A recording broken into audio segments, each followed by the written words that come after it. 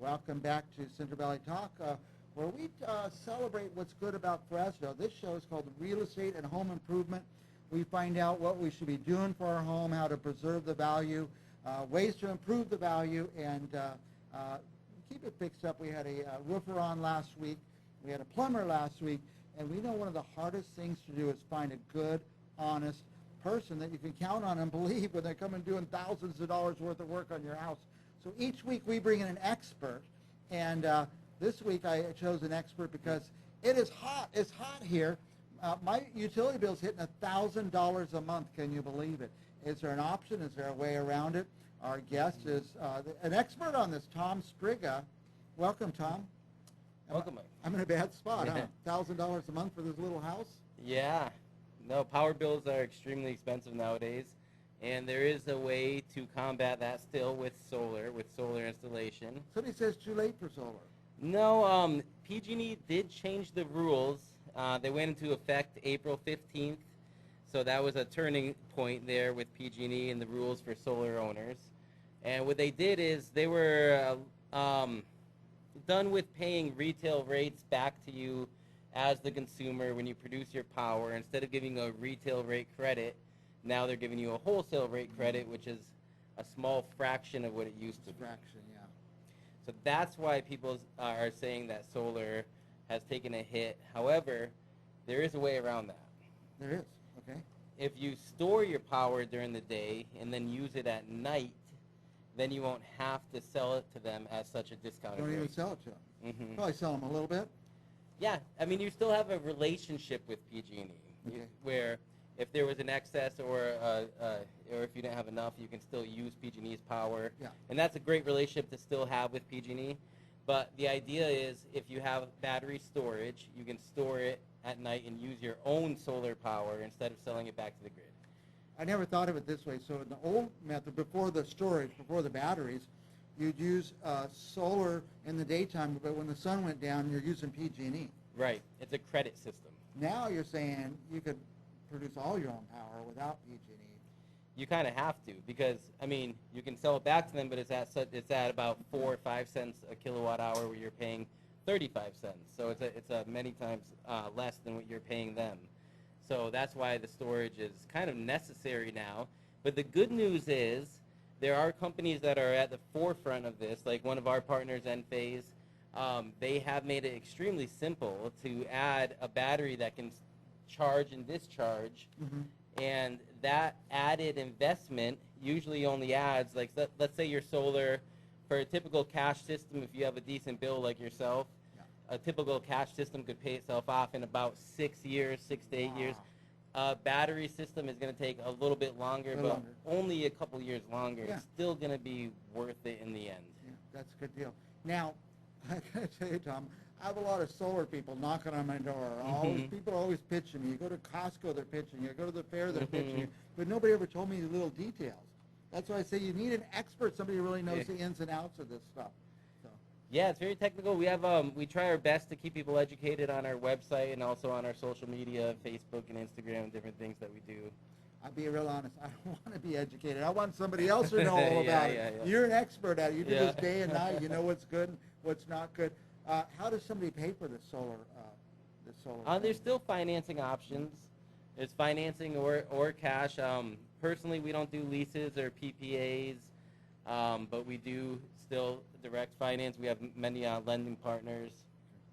So. And they're just going to kind of finance it up front. You're going to pay them for it. If you can the idea is if you can finance your solar project for less than your PG&E bill, then it's a win. You're in what you'd call a cash flow situation where you're saving money each year. And if you can do that, then it's worth it. Even if you have to borrow the money, at least you're in a cash flow situation. Yeah. My idea is this, is all these people now, they have equity in their home. Mm-hmm. They're going to improve the value of their home, so why not borrow your home equity loan at probably 6% interest or something, pay, just cash out this. And a lot of people do that. Yeah. A lot of people do that. Yes. Now, what's the process? Should people start at your website, which is on the screen, yeah, or at the phone number that's on the screen? Either one. I mean, if you go to our website, you can learn a little bit about it and then do the contact page and fill out your information. Or you can call us directly and we can set up an appointment.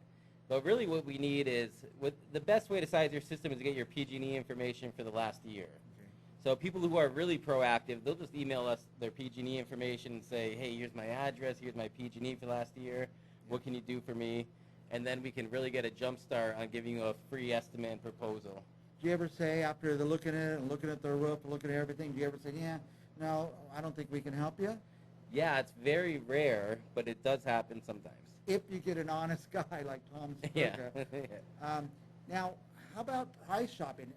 Is it comparable? Mm-hmm. This guy said he'll do it for this much. This guy said this much. Is Is it really comparable, or is everything different? I think my opinion is the same as with any contractor. I'm a homeowner myself. My wife and I hire contractors to work on the house. We never look at price as the determining factor. I mean, you have to make sure that you're in a fair market value, so you're not getting ripped off. But as long as you know it's a fair market value, really the price should be secondary to the experience and to the after-sales support, especially with something like solar. You're going to have questions in the future. There's little things with the technology. You might need a software update. You want a company that's responsive, that answers their phone, that's going to come out and help you if they need to. How about a company that's going to be there in 5 years when That software too. updates come out and Exactly, stuff like that? yeah. So, but you know which ones are best and which companies are most responsive and who we should be talking to, I would imagine. Yeah, in the beginning, I mean, a lot of people would, when we first started 6 years ago, I've been doing this for 12 years, but 6 years with my company, and when we first started, we would get beat out by bigger companies because people thought they would be around. And those bigger companies, a lot of them went under, and they're not around anymore. Right. And then they're calling us, and unfortunately, because we have such a small staff, we can only take care of the customers that we designed and installed. We can't really go out and help all of our, so. How about, I know we're here to talk, you're the expert on batteries. By the way, I want to put that slide up again. Is this the one here?